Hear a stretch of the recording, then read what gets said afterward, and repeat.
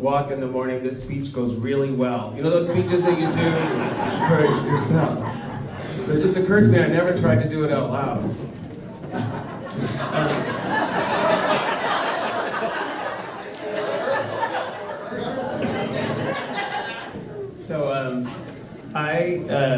Like Bill said, I worked pretty much side by side with Dianna for about 15 years. I met her in 1987.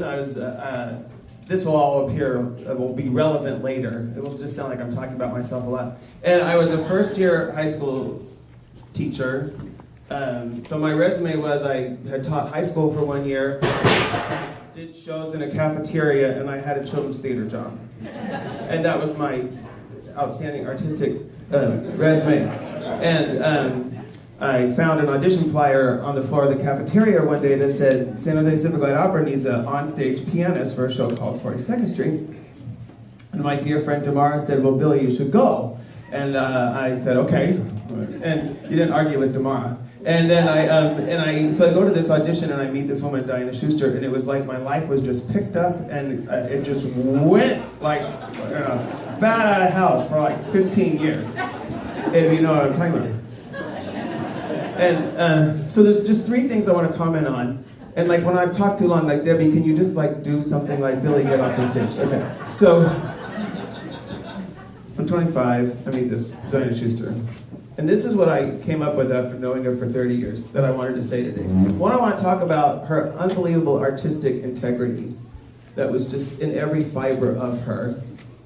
And I want to talk about her incredible gift for mentoring talent and for developing the talent of anyone in her sphere. And every actor and performer in here is nodding because they know what I'm talking about.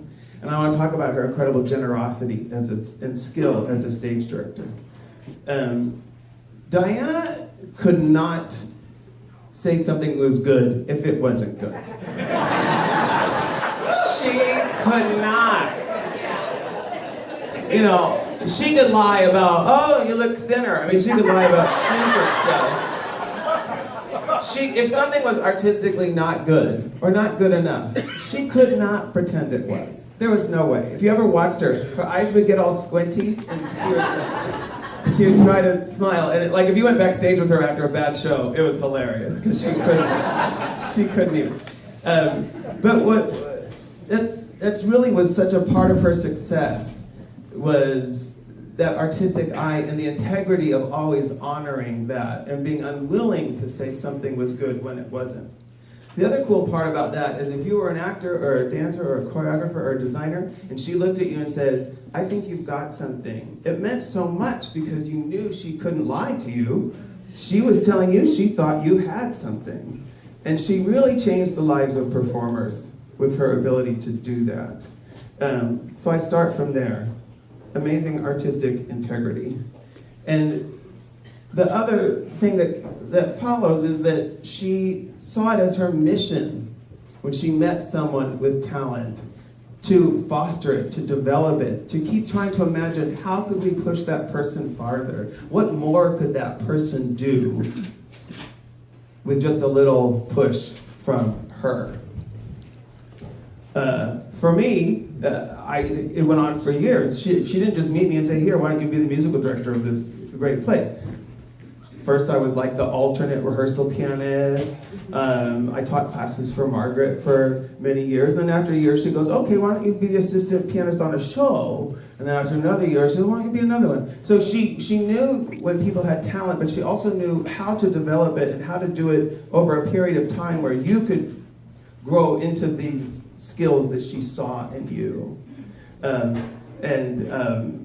Like there's a lot of people who in those days were in the choruses of shows that Dianna Shuster cast who are on Broadway, who have big, amazing careers. James Iglehart, who's won a Tony for Aladdin and everything, you know, was a chorus kid in Dianna Shuster shows way back in the day.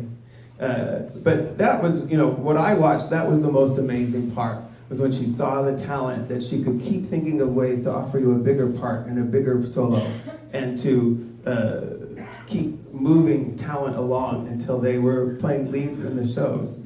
And a lot of the actors in this place will tell you those stories over lunch today, how they came in, and maybe the girl who's going to sing a song for you in a minute. I met her backstage. I don't even think she was on stage. She used to work crew with all of us fun crew people. And then one day she got in the chorus, and next show she had 2 solo lines in the chorus. And 3 years later she was playing huge leads in this huge, amazing company. But it was that generosity, you know, she didn't just sit behind the desk and go, well, bring me talented people and I'll mount musical. She wanted to change people's lives. And it's really also cool to see all the people whose lives were changed by her, who now are out in the world being teachers and running theater companies and doing that same thing for young talent. Like Debbie, who has the most amazing theater company in El Dorado. You've ever seen the pictures of it. It's stunning.